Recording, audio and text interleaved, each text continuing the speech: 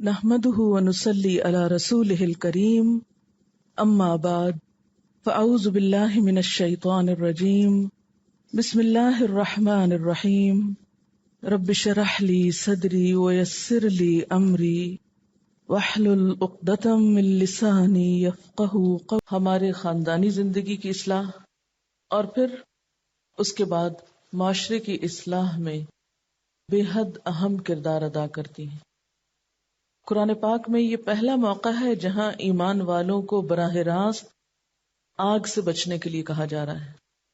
یا ایھا الذین آمنو، اے لوگو جو ایمان لا چکے ہو، مومن ہو، اپنے آپ کو ایمان والا کہتے ہو.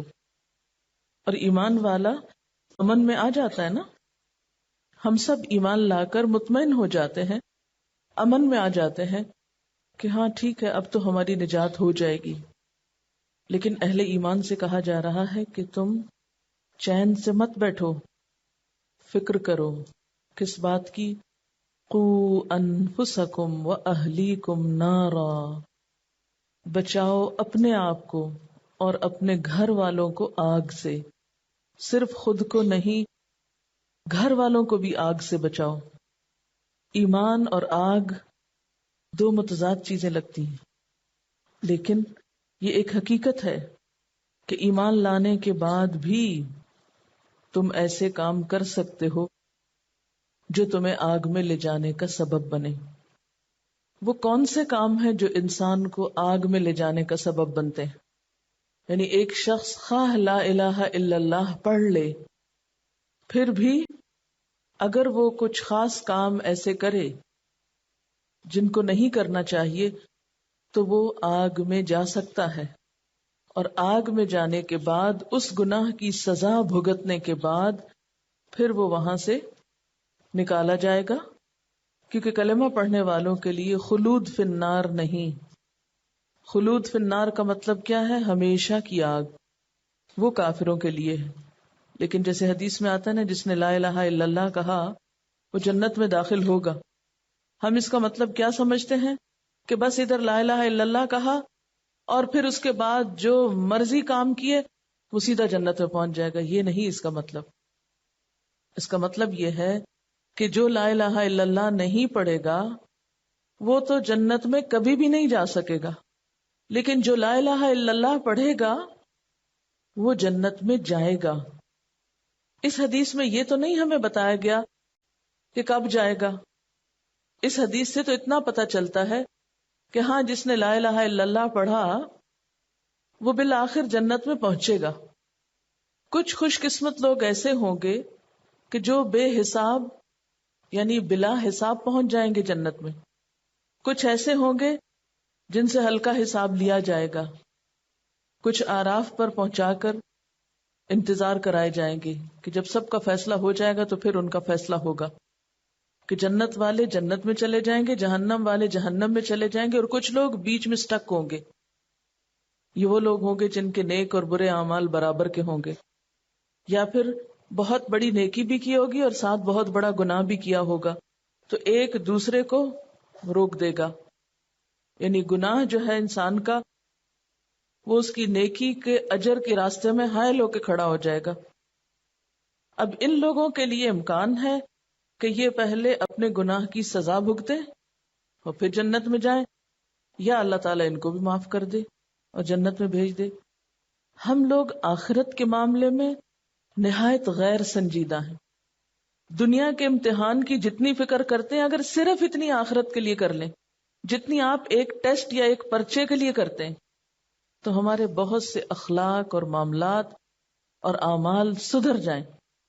لیکن حقیقت یہ ہے کہ ہم آخرت کی اتنی بھی نہیں فکر کرتے جتنی ایک معمولی ٹیسٹ کی ہوتی. یہاں ایمان والوں سے کہا جا رہا ہے کہ اپنے آپ کو آگ سے بچاؤ. اور جیسا کہ آپ جانتے ہیں کہ ہر شخص کو پل صراط سے گزرنا ہے. وَإِن مِّنكُمْ إِلَّا وَارِدُهَا، تم میں سے ہر شخص اس پہ وارد ہونے والا ہے، اور وہ ہے بھی اندھیرے میں. ہر ایک کے عمل کا نور ہوگا. کچھ لوگوں کا نور زیادہ ہوگا، کچھ کا کم ہوگا. زیادہ نور والے وہ ہوں گے جنہوں نے اپنے نیک اعمال کے ساتھ ساتھ دوسروں کے لیے بھی نیکی کے راستے کھولے ہوں گے. الدال علی الخیر کفاعلہ، وہ صرف اپنا نور ہی نہیں، لوگوں کو نیکی کا راستہ دکھانے کا نور بھی رکھتے ہوں گے، اس لیے ان کا نور بہت زیادہ ہوگا. اور کچھ لوگ ایسے ہوں گے بد نصیب بد قسمت کہ جن کا نور کبھی جلے گا کبھی بجھے گا. اسی لیے تو دعا کریں گے نا، ربنا اتمم لنا نورنا، کہ اے رب ہمارا نور ہم پہ تمام کر دے، کہیں یہ نور چلا نہ جائے، بجھ ہی نہ جائے اور ہم نیچے نہ گر پڑے.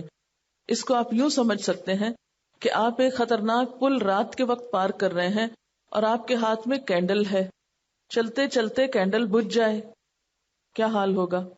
تھوڑی دیر کے لیے تصور میں لائیں. کیا اس بات کا خطرہ نہیں کہ آپ کا پاؤں اگلا قدم غلط جگہ پڑ جائے؟ اور پل صراط کی تعریف بھی آپ پڑھ چکے ہیں کہ بال سے باریک ہے، تلوار سے تیز ہے. اس پل پر اگر اندھیرا ہو گیا تو کیا بنے گا؟ کہاں جائیں گی؟ تو کچھ لوگ ایسے ہوں گے کہ پل صراط پر لگے ہوئے آنکڑے، آنکڑے کا مطلب ہے جیسے ایسے کانٹوں کی جیسی چیز جو پکڑنے والی ہوگی، وہ گناہگار مومنوں کو پکڑ کے نیچے گرا دے گی. پھر وہ جہنم میں اپنے اعمال کی جزا بھگتیں گے. جب بھگت چکیں گے پھر ان کو نکال کر جنت میں پہنچایا جائے گا. جنت میں بھیجنے سے پہلے وہ جنت سے باہر ایک نہر ہے، نہر الحیات جس کا نام ہے، اس میں ڈالے جائیں گے. وہاں ان کے جسموں پہ اس جنت کی نہر کا پانی ڈالا جائے گا، جس کے نتیجے میں وہ دوبارہ ایک طرح سے اگیں گے جیسے ایک پودا اگتا ہے. اور جب ان کے جسم دوبارہ بنیں گے اور وہ جنت میں جائیں گے تو بھی ان کے جسموں پر جلنے کے نشان ہوں گے. ان نشانوں کو دیکھ کر جنت والے ان کو جہنمیون کہیں گے کہ یہ جہنم کا مزہ چک کے آ رہے ہیں. ہم میں سے کس میں سکت ہے اس کے اندر جانے کی؟ تھوڑی دیر کے لیے بجلی چلی جائے تو ہمارا سانس رکنے لگتا ہے. دھوپ میں ہم کھڑے نہیں ہو سکتے. کبھی گرم توا چھو جائے ہاتھ کو یا گرم استری لگ جائے بازو کو تو گھنٹوں ہم سسکتے رہتے ہیں، جلتے رہتے ہیں. وہ آگ جو دنیا کی آگ کے مقابلے میں 70 گنا زیادہ ہے، کس میں سکت ہے اس میں جانے کی؟ ہم سمجھتے ہیں کہ یہ آگ ہمارے لیے نہیں ہے. اور یہ حدیث جو اس وقت میں نے آپ کو بتائی ہے جہنم میں جانے والے اہل ایمان کی، یہ بخاری کی حدیث ہے جس کا خلاصہ میں نے پیش کیا آپ کو. صحیح حدیث سے یہ بات ثابت ہے. ہم سمجھتے ہیں ہم بڑے بڑے بلنڈر کرتے رہے اور ہمیں کوئی دیکھنے والا نہیں، کوئی پوچھنے والا نہیں، اور ہم ایسے ہی چھوڑ دیے جائیں گے. برائی کا بدلہ برا نہیں ہوگا، اچھا ہوگا. یہ محض خوش فہمی ہے. ہم اللہ کے وعدوں کو دوسروں کے لیے سمجھتے ہیں، اپنے لیے سچا نہیں سمجھتے کہ یہ سب کچھ ہمارے ساتھ بھی ہو سکتا ہے. اپنے آپ کو وہاں کھڑا کر کے نہیں دیکھتے. اسی لیے تو ایسی آیتیں سمجھ نہیں آتی. قُوا انفسکم، سب سے پہلے اپنے نفسوں کو، اپنے آپ کو بچاؤ، اور پھر اس کے بعد وَأَهْلِيكُمْ، اپنے گھر والوں کو بچاؤ، کیونکہ سب سے پہلے تم سے تمہارے گھر والوں کے بارے میں پوچھا جائے گا. ہم میں سے بہت سے لوگ خود دین کی طرف پھر بھی آ جاتے ہیں، لیکن اپنی اولاد، اپنے شوہر، اپنے بہن بھائیوں، اپنے رشتہ داروں، اپنے خاندان والوں سے غافل ہوتے ہیں. وہ اس طرف آئیں یا نہ آئیں، ہمیں کیا؟ ہم نے تو اپنا راستہ بنا لیا ہے جنت کی طرف.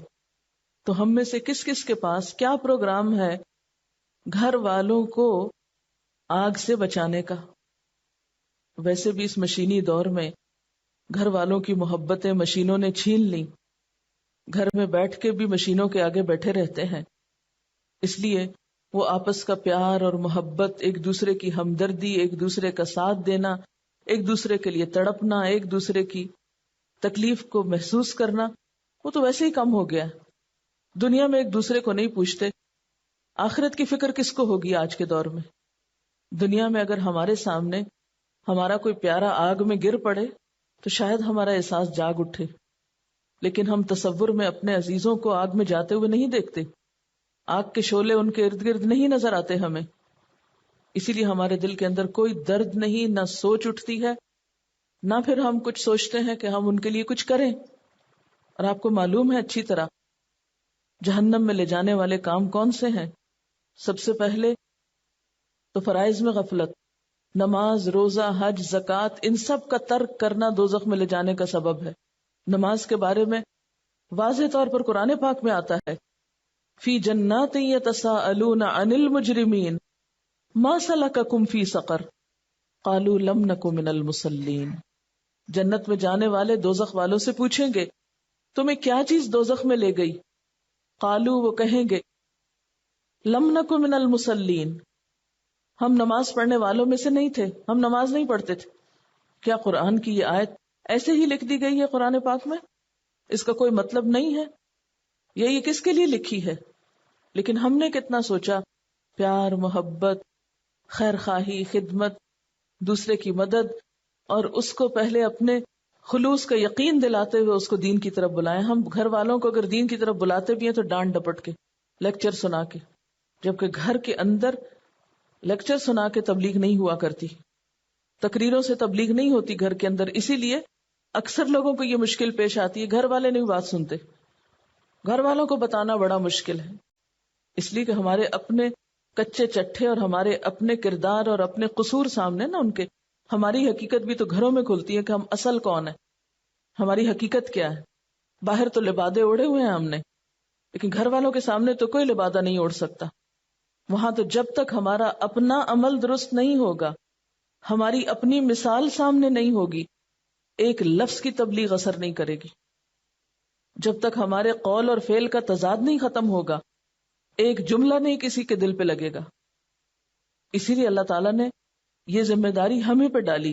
نبی صلی اللہ علیہ وسلم کو جب تبلیغ کا حکم ہوا تو کیا فرمایا تھا؟ وَأَنذِرْ عَشِيرَتَكَ الْأَقْرَبِينَ. ابتدائی دور میں آپ صلی اللہ علیہ وسلم کو جب دین کا پیغام پہنچانے کے لیے حکم ہوا تو سب سے پہلے خاندان والوں کے لیے ہوا.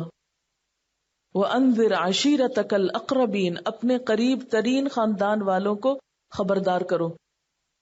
اور اسی موقع پر آپ نے سارے خاندان والوں کو دعوت پر بلایا اور ان سب کے سامنے حق کا پیغام رکھا. ایک ایک کا نام لیا، اپنی بیٹی کا نام لیا، اپنی پھپھی کا نام لیا. یعنی مراد یہ ہے کہ مردوں کے علاوہ عورتوں کا نام لے کر بھی ان کو بھی تبلیغ کی کہ اے محمد کی بیٹی فاطمہ اور اے پھپھی صفیہ، تم اپنے لیے خود کچھ کر لو، میرا نبی ہونا تمہارے کام نہ آئے گا. تو جب تک ہم اپنے گھر والوں کے لیے خیر خواہ نہیں بنتے، جب تک گھر والوں کی اصلاح نہیں کرتے، جب تک گھر والوں کے لیے ہم کامیاب نہیں، ہم باہر بھی ناکام ہیں. اور گھر میں اخلاق کا، اعلیٰ کردار کا، صبر کا، قربانی کا ثبوت دینا ہوگا جب تبلیغ ہوگی. اور یہاں پھر ہماری اصلاح ہوگی سب سے پہلے. یہ تو نہیں ہو سکتا نا کہ ہم خود نمازوں میں سستی کریں اور گھر والوں کو کہا کریں آپ وقت پہ نماز پڑھا کرو. وہ کیسے سنیں گے؟ تو گھر والوں کے لیے جو تبلیغ کی ذمہ داری عائد کی گئی ہے وہ دراصل ہمارے اپنے نفس کی اصلاح کا مؤثر ترین ذریعہ ہے. ہماری اصلاح اس وقت ہوگی جب ہم گھر والوں کی اصلاح کرنے لگیں گے، کیونکہ وہ قریب ترین ہو کر ہمیں ہماری ظاہری نہیں اندر تک کی غلطیاں بتائیں گے. اور جب ہم گھروں کو چھوڑ کے نکل جاتے ہیں اور گھر والوں سے بے نیاز ہو جاتے ہیں اور باہر بڑے ظاہری طور پہ اچھے بنے پھرتے ہیں تو پھر ہمیں تبلیغ آسان لگتی. ٹھیک ہے، کسی کو کیا خبر ہم کیا کرتے ہیں، کون سے فرائض ادا کرتے ہیں اور کون سے نہیں، سچ بولتے ہیں یا جھوٹ بولتے ہیں، جو اخلاق کے درس باہر دیتے ہیں وہ گھر میں بھی عمل کرتے ہیں یا نہیں. تو جب ہم گھر والوں میں تبلیغ کرنے میں کامیاب ہوں گے، جس کے لیے بڑی قربانی چاہیے، اپنے نفس کی قربانی چاہیے، تو باہر بھی کرنا آسان ہو جائے گا. قُوا أَنفُسَكُمْ وَأَهْلِيكُمْ نَارًا. تو سب سے پہلے فرائض میں غفلت، نماز، روزہ، حج، زکوٰۃ جو فرض کا درجہ رکھتا ہے، اس میں اگر گھر والے کوتاہی کر رہے ہیں یا ہم خود کر رہے ہیں تو باقی سب چیزیں سیکنڈری ہو جاتی ہیں، ثانوی ہیں. اس کے بعد آگ میں لے جانے والے کام کون سے ہیں؟ حرام چیزوں کا ارتکاب، ان گناہوں کا ارتکاب جن پہ حد لگتی. کن گناہوں پہ حد لگتی؟ قتل، چوری، زنا، شراب نوشی، دوسروں پر الزام تراشی. آپ صلی اللہ علیہ وسلم نے خواتین سے جو بیعت لی تھی اس میں یہ سب چیزیں شامل تھیں. ولا یسرقن ولا یزنین ولا یقتلن. آپ نے اپنی بیعت میں یہ سارے الفاظ کیوں دہرائے تھے؟ اللہ تعالیٰ نے سکھائے، قرآن میں نازل فرمائے. ایک عورت خواہ نماز پڑھتی ہو، روزہ رکھتی ہو، سب کچھ کرتی ہو، لیکن اگر اپنے ہی بچوں کو پریگننسی میں قتل کرا دیتی ہے، جو کہ ایک عام سا کھیل ہے، یہ کاڑھا پی لو، وہ دوا کھا لو، وہ فلاں طریقہ کر لو، وہ فلاں کر لو. گھروں میں ہی دیسی علاجوں سے اکثریت کو میں نے دیکھا ہے حمل ضائع کراتے ہوئے، اور احساس بھی نہیں غلط کر رہے ہیں. پھر اس کے بعد چوری. آپ کا کیا خیال ہے کہ چور کی چوری قیامت کے دن اس کے سر پہ نہیں بلبلائے گی؟ خواہ وہ اپنے ہی شوہر کی ہو یا باپ کی ہو یا اپنے ہی ساتھ والوں کی ہو. اللہ سے کیا کچھ بھی چھپا رہ جائے گا؟ مثقال ذرۃ ان جیسی چیز سامنے نہیں آئے گی؟ آپ کو بخاری اور مسلم کی وہ حدیث بھول گئی ہے کہ جس نے بھی جو کچھ چرایا ہوگا قیامت کے دن وہ اس کے سر پہ ہوگا. اگر کوئی بکری چرائی تو وہ ممیا رہی ہوگی، کوئی کپڑا ہوگا تو وہ پھڑپھڑا رہا ہوگا، کوئی بھی چیز کسی بھی قسم کی وہ بول بول کے چور کو خود پورے حشر کے میدان میں بدنام کر رہی ہوگی. پہلے یہ ہوتا تھا کہ گھر محفوظ ہوتے تھے، اب تو ایسے واقعات سننے میں آتے ہیں کہ گھر میں لوگ مہمان آتے ہیں اور مہمان بن کے چور بن جاتے ہیں، اور یہ مسلمان گھرانوں میں ہو رہا ہے. اور شوہروں کے مال کی چوری تو کوئی بات ہی نہیں، ان کی مرضی کے بغیر خرچ کرنا تو کوئی برائی نہیں سمجھی جاتی. اسی طرح باقی کبائر کا ارتکاب. پھر کیا جھوٹ اور غیبت اور چغلی، الزام تراشی، یہ سب کبیرہ گناہوں میں نہیں؟ کیا ان پہ کوئی پوچھ نہیں، کوئی پکڑ نہیں؟ آپ صلی اللہ علیہ وسلم ایک قبر کے پاس سے گزر رہے تھے تو آپ نے فرمایا اس قبر والے کو عذاب ہو رہا ہے اور کوئی بڑی بات پہ نہیں ہو رہا. یہ چغل خور شخص تھا، غیبت کیا کرتا تھا.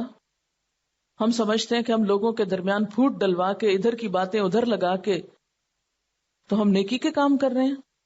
کیسی کیسی خرابیاں ہیں ہم میں جو ہمیں اپنی خود بھی نظر نہیں آتی. اپنے ہر برے عمل کی تعویل ہے ہمارے پاس، لیکن اس کا نقصان اور اس کا قصور کس کو ہوگا؟ سزا کون بھگتے گا؟ ساتھ کون دے گا؟ کوئی بھی نہیں. لا تزر وازرۃ وزر اخری، کوئی کسی کے کام نہیں آئے گا. اور پھر آپ صلی اللہ علیہ وسلم نے کیا حضرت عائشہ سے یہ نہیں فرمایا تھا کہ اے عائشہ چھوٹے چھوٹے گناہوں سے بچتی رہنا، کیونکہ یہ چھوٹے چھوٹے مل کر بہت بڑے ہو جائیں گے. اور آپ نے ایک اور جگہ پر وہ مثال دی کہ جیسے کسی جنگل میں کوئی جماعت اترے اور پھر سب لوگ جا کر کوئی لکڑی کانٹا اٹھا لیں اور ایک جگہ رکھ کر اس کو جلائیں تو وہ کھانا تک تیار کر دیں. یعنی ایک ایک بندے کی چنی ہوئی ایک لکڑی جو ہے وہ مل کر ڈھیر بن جاتی ہے، اور وہ آگ کا ڈھیر جو ہے وہ سب کچھ جلا کے رکھ دیتا ہے. آپ نے اپنی اہلیہ سے کہا کہ چھوٹے چھوٹے گناہوں سے بچتی رہنا، یعنی کبائر تو ہیں جہنم میں لے جانے کا سبب، لیکن آپ نے چھوٹے گناہوں سے بھی بچنے کے لیے کہا. قوا انفسکم واہلیکم نارا. اپنے ہی بچوں کا مذاق اڑا رہے ہوتے ہیں، اپنے ہی بچوں کا منہ چڑھا رہے ہوتے ہیں، اپنے ہی بہن بھائیوں کے ساتھ برا کر رہے ہوتے ہیں، اور ہم اس کو کبھی برا ہی نہیں سمجھتے. ہم کہتے ہیں یہ تو ہمارا حق ہے. کیا ہوا، یہ تو اپنے ہیں. بہت دفعہ ایسا ہوتا ہے اپنوں کے ساتھ غلط کام کر کے، مس بہیو کر کے، زیادتی کر کے، پھر کیا سمجھتے ہیں کیا ہوا، اپنا ہی تو ہے. کہیں بھی حق نہیں دیا گیا کہ کوئی اپنا ہو، خواہ اولاد ہی کیوں نہ ہو، تو اس میں ناروا ظلم کرنے کے لیے کوئی پوچھے گا نہیں، اس کا بھی محاسبہ ہوگا. قوا انفسکم واہلیکم نارا. مطمئن ہو کے بیٹھنے کا کوئی موقع نہیں کہ ہم سمجھیں کہ ہاں ہم فارغ ہو گئے. حضرت عمر رضی اللہ تعالی عنہ جن کی نیکیاں آسمان کے ستاروں برابر تھیں، وہ اپنے بارے میں کیا سوچتے ہیں کہ میرا ایک پاؤں اگر جنت کے اندر ہو اور ایک ابھی باہر ہو تو مجھے پھر بھی خوف رہے گا کہ کہیں میں باہر ہی نہ رہ جاؤں. یعنی میں اس وقت تک امن میں نہیں ہوں جب تک پورے کا پورا جنت کے اندر نہ چلا جاؤں. پھر وہ اپنے بارے میں کہا کرتے تھے اگر آسمان سے یہ ندا آئے کہ ایک شخص کے سوا سب بخش دیے گئے تو مجھے پھر بھی خوف رہے گا کہ وہ ایک شخص میں تو نہیں، کہیں وہ میں تو نہیں جو نہیں بخشا گیا. یہ ان لوگوں کا حال ہے جن کی ساری زندگی خوف خدا میں گزری، اور ہم کچھ نہ کر کے بھی بڑے مطمئن ہیں کہ جنت ہمارے لیے ہے. ہم نے اپنے نفسوں کو، اپنے گھر والوں کو ایسی ایسی ڈھیل دے رکھی ہے، ہر غلط کام کی ایسی ایسی تعویل کر رکھی ہے کہ رو کے کبھی استغفار کرنا بھی نصیب نہیں ہوتا. دنیا کی چھوٹی چھوٹی چیزوں کے جانے پہ آنسو آ جائیں گے، خود اپنی زندگی کے جانے پہ اور اپنے لیے آگے کی سزا کے لیے کبھی آنسو نہیں آئیں گے کہ جو اپنے ہی گناہوں سے بھڑکا رکھی ہے. کیا وجہ تھی کہ صحابہ کرام آخرت کے خوف سے اتنا روتے تھے کہ آنسوں کی کثرت سے ان کے چہروں پہ نشان پڑ گئے تھے. ہم میں سے کتنے لوگوں کے آنسو خدا کے خوف میں بہتے ہیں؟ اس لیے کہ ہمیں فکر ہی نہیں ہے. ہم سمجھے بیٹھے ہیں کہ ہم تو بالکل امن میں ہیں. جیسے لوگوں کو باتیں کر کے اور ظاہری چند حرکتوں سے مطمئن کرنے کی کوشش کرتے ہیں، ہم سمجھتے ہیں اللہ تعالیٰ کو بھی ایسے ہی باتوں میں لگا لیں گے. وہ تو ظاہر و باطن ہر چیز کو جانتا ہے، اس کو کوئی دھوکہ نہیں دے سکتا، اس کے سامنے کوئی پریٹینڈ نہیں کر سکتا. جو نہ کیا ہو وہ اس کو یہ کہہ کے نہیں بتا سکتے کہ یہ میں نے کیا ہے. جو کیا ہوگا وہی سامنے آئے گا، اس کے سوا کچھ اور نہیں. اور پھر آپ دیکھیے کہ آگ کی جو ڈسکرپشن دی گئی ہے، وقودها الناس والحجارہ، اس میں انسان اور پتھر جلیں گے. جلتے ہوئے پتھر کے پاس سے بھی انسان گزرے. کبھی آپ نے اگر سونا بات لیا ہو تو آپ کو معلوم ہوگا کہ اس میں جس وقت وہ پتھر جل رہے ہوتے ہیں یا پتھر سیکے جا رہے ہوتے ہیں اور اس میں آپ صرف پانی ڈالتے تو اتنی بھاپ اٹھتی کہ آپ کا پورا جسم پسینہ پسینہ ہو جاتا. حالانکہ وہ اس میں آگ نہیں ہوتی، کچھ بھی نہیں، صرف گرم پتھر ہوتے ہیں اور اس کے پانی کی بھاپ سے آپ پگھل جاتے ہیں. تو جہنم میں تو وہ پتھر انگارے بن جائیں گے اور دوسری طرف انسانوں کے جسموں سے شعلے نکلیں گے. کیا عالم ہوگا اس آگ کی اذیت کا، اس کی شدت کا. اس آگ سے بچنے کے لیے کہہ رہے ہیں اللہ تعالیٰ وقودها الناس والحجارہ. اور پھر سب سے بڑی بات یہ کہ علیہا ملائکۃ غلاظ شداد، سنگ دل قسم کے، سخت زوراور قسم کے فرشتے اس پہ مسلط ہوں گے، اس لیے کہ لوگ وہاں سے نکل کے بھاگنا چاہیں گے.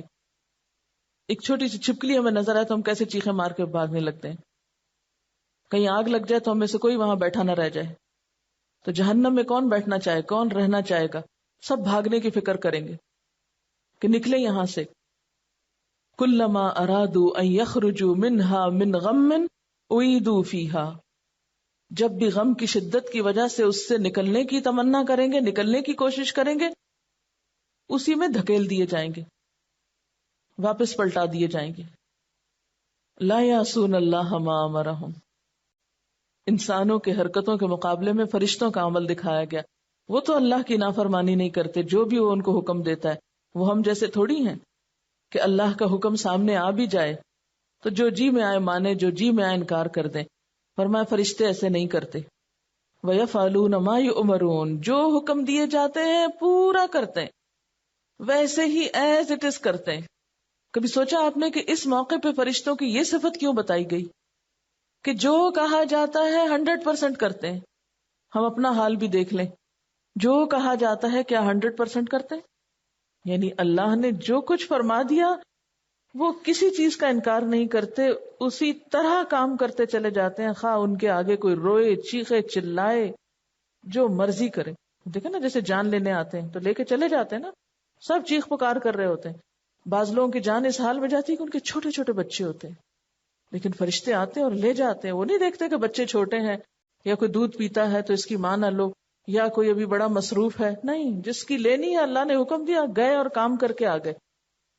جب دنیا میں یہ مثالیں عبرتناک ہم دیکھتے ہیں تو آخرت میں کیا ہوگا؟ وہاں بھی وہ کچھ ترس نہ کھائیں گے. جس طرح کی سزا جس کو دینے کا حکم ملے گا اسی طرح اس کو پکڑ لیں گے. پھر فرمایا یا ایھا الذین کفروا، اے لوگوں جنہوں نے انکار کیا ہے، یعنی یہ حکم نہیں مانتے ہو، دین کے معاملے میں اپنے گھر والوں سے بہت نرمی برتے ہو، تو یاد رکھو قیامت کے دن تمہارا کوئی عذر قابل قبول نہ ہوگا. کیونکہ جو انسان کام نہیں کرتا وہ ہمیشہ بہانے لاتا ہے نا، اور پھر انسان اپنی عادت سے مجبور وہاں جا کے بہانے بازی کرنے لگے گا. صاف کہہ دیا جائے گا لا تعتذروا اليوم، کوئی معذرتیں نہیں چاہیے، کوئی ایکسکیوزز نہیں چاہیے، کوئی بہانے نہیں چاہیے. آج ہم کسی بھی گناہ کے کرتے وقت سب سے پہلے کیا کرتے ہیں؟ بہانہ کرتے ہیں. یہ گناہ کر رہے ہیں، اپنے آپ کو مطمئن کرتے ہیں، اس لیے کر رہے ہیں کہ ہمارے ساتھ ایسا ہوا ہے. ہر غلط کام کے پیچھے ہم نے ایک عذر کیا ہوا ہے. کبھی سوچیں کہ یہ عذر اللہ کو مطمئن کر دیں گے؟ وہاں تو صاف کہہ دیا جائے گا نہیں مانے تھے لا تعتذروا اليوم، آج بہانے مت کرو، عذر مت کرو. انما تجزون ما کنتم تعملون، تم کو تو وہی بدلہ دیا جا رہا ہے جو تم عمل کرتے رہے ہو، تمہیں وہی مل رہا ہے جو کر کے لائے ہو. کیا ہے ہمارے پاس؟ اچھا عمل ہے تو اچھا بدلہ، غلط کام کیے ہیں تو وہی غلط کام سامنے آئیں گے. جیسے ابھی میں نے بتایا کہ چور کی چوری اس کے سر پہ چڑھ کے بول رہی ہوگی، جو کیا ہوگا وہ رسوائی کا سبب بنے گا. جب تک کہ اس حرکت سے انسان توبہ نہ کر لے، ندامت نہ کرے، شرمندہ نہ ہو اور پھر اپنے عمل کو بدل نہ لے. اور انسانوں کا حق مارا ہے، تو جب تک انسان کا حق لوٹائے نہیں، قیامت کے دن اتنی ہی نیکیاں اپنے اعمال نامے کی دینی پڑیں گی. یعنی سزا الگ ملے گی اور نیکیاں الگ نکال دی جائیں گی، مائنس کر دیے جائیں گے پوائنٹس. انما تجزون ما کنتم تعملون، تمہارا یہ بدلہ، تمہاری یہ جزا وہی ہے جو تمہارے اعمال تھے، کچھ اور نہیں. نہ کسی اور کے عمل ہمارے کام آئیں گے، نہ ہماری نیکیاں کسی اور کو دی جائیں گی، اور نہ ہماری سزا کوئی اور بھگتے گا. جو کیا ہوگا وہی پاؤ گے، وہی سامنے آئے گا. اس کا حل اور علاج یہی ہے، یا ایھا الذین آمنوا توبوا الی اللہ، توبہ کر لو اللہ سے.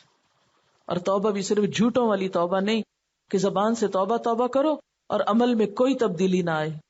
نہیں، توبۃ نصوحا، خالص توبہ، سچی توبہ جس میں حقیقی طور پر عمل بدل آئے. نصوحا کا لفظ نصحن سے ہے، خالص، سچی، یعنی ایسی سچی توبہ جس کے بعد گناہ کا کوئی ارادہ نہ ہو. پکا وعدہ کر لے انسان، میں آئندہ نہیں یہ کروں گا. ایسی توبہ کی کچھ شرائط. نمبر 1، جس گناہ سے توبہ کر رہا ہے اسے چھوڑ دے. نمبر 2، اس پر ندامت کا اظہار کرے، شرمندہ ہو. نمبر 3، آئندہ نہ کرنے کا وعدہ کرے. نمبر 4، اگر حقوق العباد میں حق تلفی کی ہے تو وہ حق لوٹائے. کسی کے ساتھ زیادتی کی ہے تو معافی مانگ لے.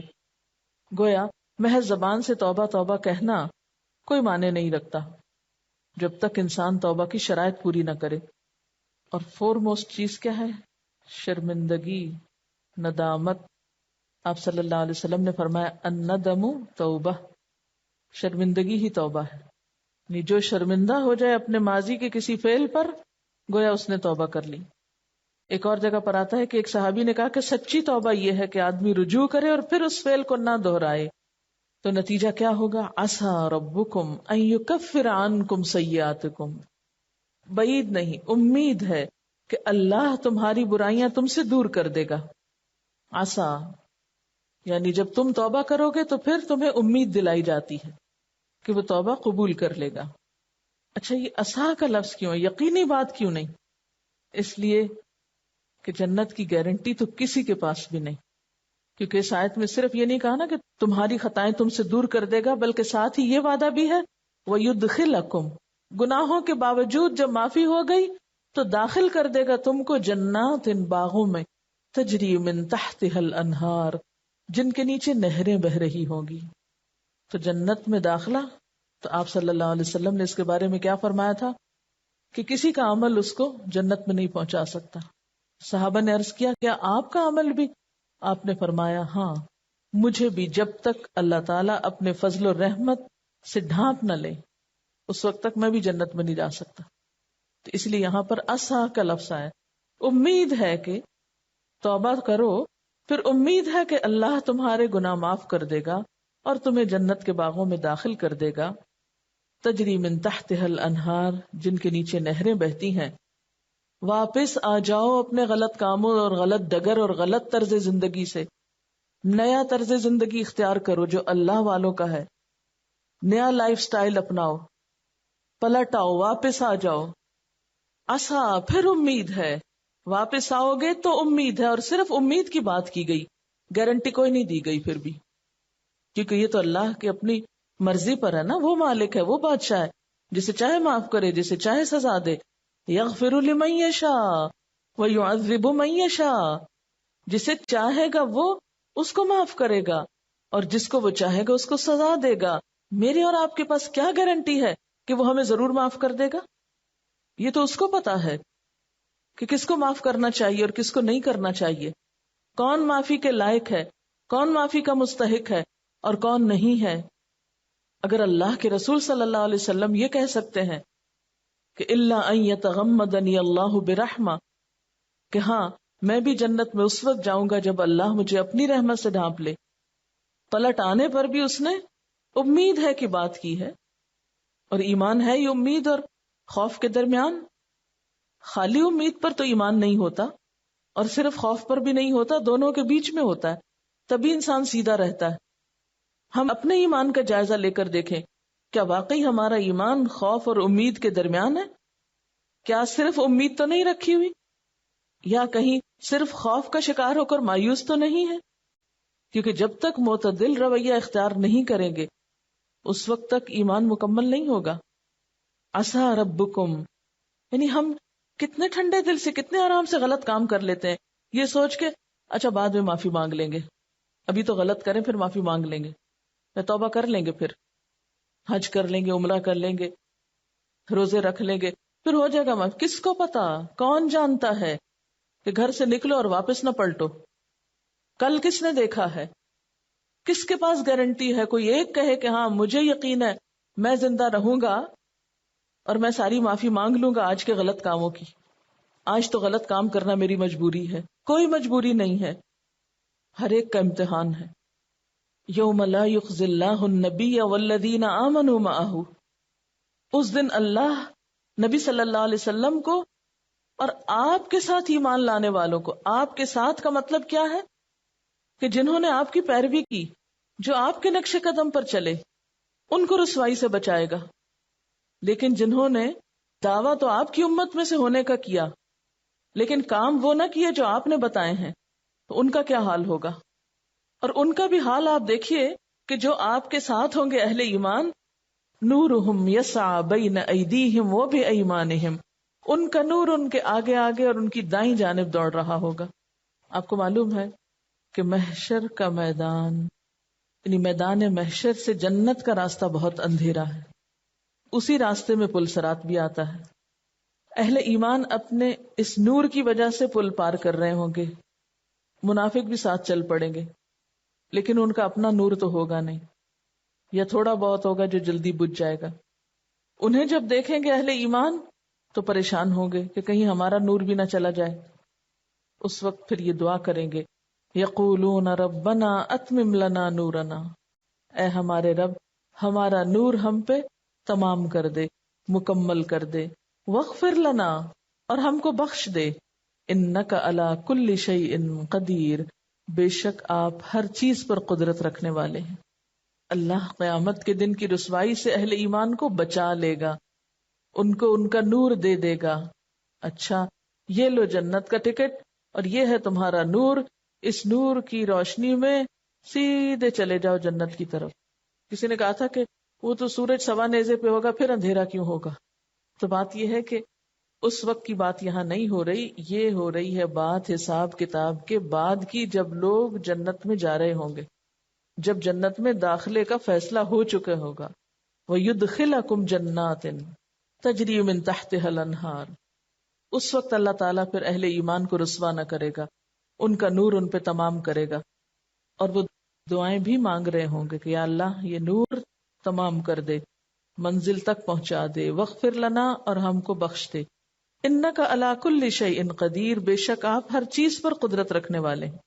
جن کا نور بھی ان کے آگے اور پیچھے ہوگا وہ اس وقت بھی خوف کا شکار ہوں گے. ربنا اتمم لنا نورنا واغفر لنا، وہاں تک احساس زیاں ساتھ ہے. اللہ تعالیٰ رسوائی سے بچا بھی لے گا، جنت کا پروانہ بھی مل جائے گا. پل صراط پار کرتے ہوئے یہ دعا پڑھ رہے ہوں گے، اللہ یہ نور بجھنے نہ پائے ورنہ آگے کیسے پہنچیں گے، اور ہمیں بخش دے. اسی لیے کبھی آپ کے ذہن میں ہو سکتا آیا ہو کہ جن لوگوں کو کہتے ہیں کہ یہ عشرہ مبشرہ ہیں، جن کو دنیا میں جنت کی بشارت مل گئی، ان کو کیوں فکر ہوتی تھی؟ وہ کیوں خوف کھاتے تھے؟ حضرت ابو بکر ہیں، حضرت عمر ہیں، حضرت علی ہیں، یہ جن لوگوں کو جنت کی بشارت دنیا میں مل گئی تھی وہ بھی ڈرتے رہتے تھے. ہاں ڈرتے تھے. یہاں جن لوگوں کو جنت کی بشارت مل گئی، جو رسوائی سے بچا لیے گئے، وہ اپنے رستے پہ گامزن ہیں، وہ ڈر رہے ہیں. اتمم لنا نورنا واغفر لنا، یہ دو الفاظ کس کے منہ سے نکلتے ہیں؟ جس کے اندر اب بھی فکر باقی. تو جب تک وہ جنت کے اندر پہنچ نہیں جائیں گے وہ بے فکر نہیں ہوں گے. اور ہمارا حال یہ ہے کہ دنیا میں ہی بے فکر ہے، ابھی کچھ خبر ہی نہیں آگے کی اور بے فکر ہے. کس کو پتا کس وقت کون سی غلطی ہو جائے. جو ساری نیکیاں کھا جائے. کیوں کہا گیا؟ کہ ایک جملہ انسان بے سوچے سمجھے منہ سے نکالتا ہے، بے سوچے سمجھے، بے مقصد، بلا وجہ، اور وہ اس کو جہنم کی اتھاہ گہرائیوں میں پہنچا دیتا ہے. اور کبھی ہم اپنی عادتوں کا جائزہ لیں، راہ چلتے تبصرے کر رہے ہوتے ہیں. کسی شخص کی جگہ بدل دی گئی تو اس پہ تبصرے کر رہے ہیں، بھئی کیا ہوا تمہیں یہاں سے کیوں اٹھا دیا؟ کسی کی ڈیوٹی تبدیل ہوئی تو اس پہ باتیں شروع کر دی بلا وجہ. آپ کا کیا کام؟ من حسن اسلام المرء ترکہ ما لا یعنیہ، اسلام کا حسن تو اس کے پاس ہے جو ان ساری باتوں کو چھوڑ دے جس سے ان کا کوئی مطلب نہیں. کتنی باتیں فکر کی، ان کا تو ہمیں خیال نہیں. کتنی باتیں اپنی اور گھر والوں اور معاشرے کی اصلاح کی، اس کی تو ہمارے پاس کوئی پلاننگ نہیں. اور ہر وقت آس پاس دیکھ رہے ہیں کون کیا کر رہا ہے، دوسروں میں دلچسپی ہے. چند دن پہلے میں نے کسی کو سٹال کی ڈیوٹی دی کہ آپ سٹال پر ضرورت ہے وہاں پر آ جایا کریں. تو وہ رونے لگی کہ نہیں میں تو یہ ڈیوٹی نہیں کر سکتی، اس لیے کہ میں پہلے یہ ڈیوٹی کرتی تھی تو مجھ سے کسی نے کہا کہ جس کو کچھ نہیں آتا اسے یہاں کھڑا کر دیا جاتا ہے. کہ بہت سے لوگوں نے مجھے بتایا کہ یہاں تو نکمے لوگ کھڑے ہوتے ہیں. اب ایک شخص جو نیکی کے لیے اتنا بڑا کام کرنے کے قابل ہے، محض لوگوں کی باتوں سے وہ اس نیکی کے پاس نہیں جا رہا کہ مجھے پھر وہی باتیں سننی پڑیں گی. ہم بھول جاتے ہیں کہ مسجد نبوی میں جھاڑو لگانے والی عورت کا جنازہ اس کی قبر میں جانے کے بعد بھی آپ صلی اللہ علیہ وسلم نے پڑھایا تھا. اللہ کے دین کے راستے میں صرف کرسی میز پہ بیٹھ کے تبلیغ کرنا اور درس دینا ہی بڑی بات نہیں. یہ تو انتہائی خطرناک جگہ ہے، انتہائی خطرناک، کہ معلوم نہیں کس وقت نیت پھسل جائے، معلوم نہیں کس وقت منہ سے کوئی غلط بات نکل جائے، معلوم نہیں وہ کہاں کہاں تک پہنچ جائے، معلوم نہیں کتنی پکڑ ہو جائے. یہ تو سب سے زیادہ ڈرنے والی جگہ ہے، سب سے زیادہ خوف کھانے والی جگہ ہے. اور ہم چیزوں کو صرف ظاہری اعتبار سے دیکھتے ہیں. کبھی ہم نے سوچا کہ ہمارے راہ چلتے لوگوں کے کام پہ تبصرے اور کمنٹس ان کی کتنی ہمت توڑ دیتے ہیں یا ان کو نیکی کے راستے سے روک دیتے ہیں. ہمیں تو یاد بھی نہیں ہوگا کہ ایسی باتیں کرنے والوں میں ہم بھی شامل ہوں گے. ہماری روزمرہ کی لا یعنی لغو بے معنی گفتگو، اگر ہم ایک دن کا، ہمیں کرامن کاتبین ہمارا اعمال نامہ دکھا دینا، صرف ایک دن کا جو بک بک ہم سارا دن کرتے رہتے ہیں لا یعنی، تو ہم خود ہی فیصلہ کر سکتے ہیں کہ ہم کہاں جانے کے لائق ہیں. کیونکہ یہ وہ غلطیاں ہیں جن کا ہمیں احساس نہیں ہے. توبہ کب کریں گے ان پہ؟ جس غلطی کا احساس ہی نہ ہو اس پہ توبہ بھی نہیں ہو سکتی. وہ تو زیادہ ہی ڈینجرس ہے، کیونکہ آخرت کے بارے میں سنجیدگی ہے ہی نہیں نا، فکر ہی نہیں ہے کہ حساب دینا ہے اس ساری گفتگو کا. اہل ایمان تو جنت کے راستے پر، کہ جنت کی طرف گامزن ہے، پھر بھی کہتے ہیں اتمم لنا نورنا واغفر لنا، یہ نعمت ہم سے چلی نہ جائے، اللہ تیری بخشش کے امیدوار ہیں. ہم کتنی دفعہ دن میں استغفار کرتے ہیں؟ اللہ کے رسول صلی اللہ علیہ وسلم تو دن میں 70 سے 100 بار استغفار کرتے تھے، جن کے لیے اللہ تعالیٰ نے گارنٹی دے دی تھی کہ اگلے پچھلے قصور معاف کر دیے گئے ہیں، جن سے خود معافی کا وعدہ کر دیا گیا تھا. ہم میں سے کون کتنی دفعہ استغفار کا اہتمام کرتا ہے کہ اس کو فکر ہو؟ اور پھر اس راستے پہ چلنے کے لیے یا ایھا النبی جاہد الکفار والمنافقین، جاہد، جہاد. کیا ہے جہاد؟ بھاگ دوڑ، کام کام کام، کبھی اپنے آپ کو سنوارنے کا کام، کبھی عبادتوں میں تھکنے کا کام، کبھی گھر والوں کو سنوارنے کا کام، کبھی ان ساری قوتوں کے آگے چٹان بن کے کھڑے ہونے کا کام کہ جو دین کے رستے میں حائل ہیں ہمارے، جن میں کفار و منافقین شامل ہیں. منافقین سے کوئی غزوہ نہیں ہوا تو یہاں کس جہاد کی بات ہے پھر؟ کہ جب وہ تمہارے دین پر چلنے کے راستے میں تمہیں مشکل کریں، جب رکاوٹ ڈالیں، تو ان کے آگے ترنے والا نہ بن جاؤ کہ جدھر وہ لگائے ادھر لگ جاؤ. کیونکہ ایک انسان آرام سے چل رہا ہوتا ہے، اتنے میں اپنے سامنے وہ ایسی باتیں دیکھتا ہے، ایسے لوگوں کو دیکھتا ہے، ایسا معاشرے کا دباؤ اور پریشر ہوتا ہے کہ انسان سوچتا ہے یہ بھی تو کلمہ پڑھ رہے ہیں، یہ بھی تو مسلمان ہیں، یہ ایسے کر رہے ہیں، تو مجھے اپنے آپ پر کیوں اتنی پابندیاں لگانے کی ضرورت ہے؟ اور وہاں ہم بھی دین سے پھسل جاتے ہیں. سورۃ المنافقون میں آپ نے کیا پڑھا؟ ہم العدو فاحذرہم، کافروں سے بڑھ کے منافق دشمن ہیں. ایسے لوگ جو زبان سے کہتے ہیں لا الہ الا اللہ لیکن کرتے کراتے کچھ نہیں. ہم سمجھتے ہیں یہ بھی مسلمان ہیں، یہ تو نہیں کرتے، ہم نے اپنی زندگی کی مصیبت میں ڈال رکھی ہے، لہٰذا ہم اچھی مثالوں کو چھوڑ کر ان غلط مثالوں کو اپنے سامنے رکھتے ہیں. تو جو شخص جس کو ہم پہچان لیں کہ اس کے قول و فعل میں تضاد ہے، اس کے کہنے کرنے میں فرق ہے، یہ زبان سے کچھ کہتا ہے، عمل میں کچھ اور کرتا ہے، فرائض کی پابندی نہیں کرتا، منافق والی ساری صفات ہیں اس کے اندر، یہ ہمارے لیے اسوہ حسنہ کہاں سے بن سکتا ہے؟ اس کا طریقہ ہم کیسے اختیار کر سکتے ہیں؟ کیونکہ عموماً اچھی مثالوں کو اختیار کرنے میں تو ہمیں بڑی مشکل ہوتی ہے نا، دقت ہوتی ہے. یعنی کسی ایسے شخص کی زندگی کا مطالعہ کرنا اور اس کو فالو کرنا جس نے اپنے آپ کو نیکی کے کاموں میں تھکا رکھا ہو، وہ ہمارے لیے اتنا دل پسند نہیں ہوتا، نہ ہمارے نفس کو اچھا لگتا ہے. وہ تو دیوانہ ہے، وہ تو ایکسٹریمسٹ ہے، اس کی کیا بات ہے، چھوڑو اس کو. وہ دیکھو فلاں کو، آخر وہ بھی تو مسلمان ہے نا، دین دنیا دونوں رکھی ہوئی ہے، نماز بھی پڑھتا ہے اور یہ فلاں فلاں حرام کام بھی دنیا کے لیے کر لیتا ہے. کیا اپنی مرضی کا اسلام اختیار کرنا منافقت نہیں؟ یفعلون ما یؤمرون ہمارے لیے نہیں؟ دین کے معاملے میں چوائس کہاں سے دے دی گئی ہمیں؟ مسلم تو وہ انسان ہوتا ہے کہ جس کو اللہ کے کسی بھی حکم کی طرف کسی بھی وقت بلایا جائے اور وہ بلا چونو چرا آ جائے. مسلم کے لغوی معنی ہوتے ہیں نا کہ وہ اونٹ جس کی ناک میں نکیل ہو اور اس کو جدھر اس کا مالک لے جائے وہ آرام سے ادھر چل دے پیچھے پیچھے. تو مسلم کا معنی بھی یہی ہے کہ جس نے اپنا آپ اللہ کے حوالے کر رکھا ہے. تو مجھے جدھر لے جا میں جانے کو تیار ہوں. تو مجھے سوتے سے اٹھا تو میں اٹھنے کو تیار ہوں، خواہ کتنی بھی گہری نیند ہے. تو مجھے حکم دے کہ جیب سے مال نکال کے دو تو میں اسی وقت حاضر ہوں.